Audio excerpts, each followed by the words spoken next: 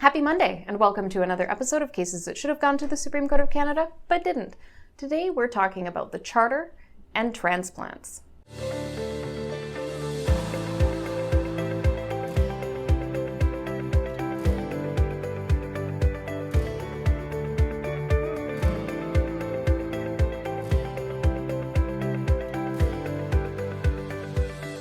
Cases that should have gone to the Supreme Court of Canada, but didn't. Deborah Selkirk brought a charter challenge on the basis that her husband, Mr. Selkirk, had his rights under Section 7 of the Charter violated when he was refused a liver transplant on the basis that he was an alcoholic.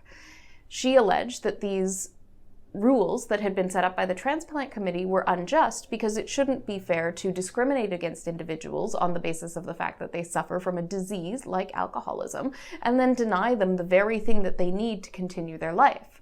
Unfortunately, the court dismissed the charter challenge on the basis of the fact that Mr. Selkirk had died by the time that the court actually got the opportunity to hear the case.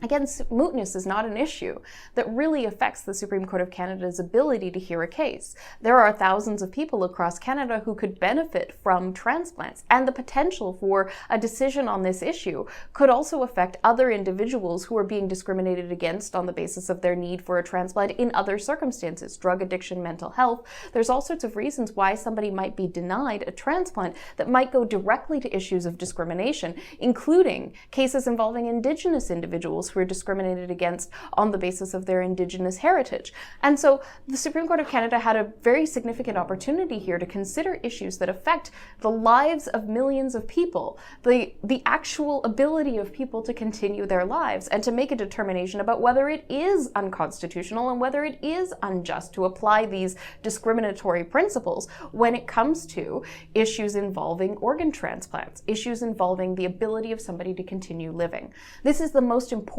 and most sacred aspect of Section 7, the right to life. And yet the Supreme Court of Canada denied the opportunity to hear it when there are thousands of other people who could be directly affected by a decision that potentially finds that these cases are unjust, or that finds that it is just, and then people will have certainty in relation to the law.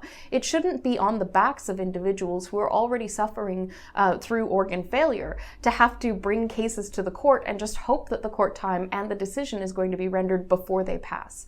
Unfortunately, the Supreme Court of Canada didn't take the opportunity to hear this very important case, and the likely result is that other people may potentially die in the meantime.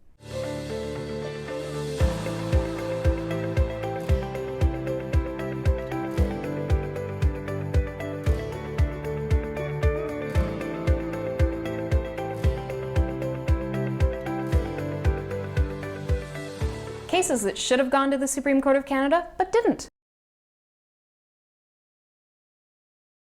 Thank you for tuning in to another episode of Cases That Should Have Gone to the Supreme Court of Canada, but didn't. I'm Kyla Lee at Acumen Law. Thank you to Brazen Bull Creative for putting together these videos. Please like, subscribe, and share with your friends.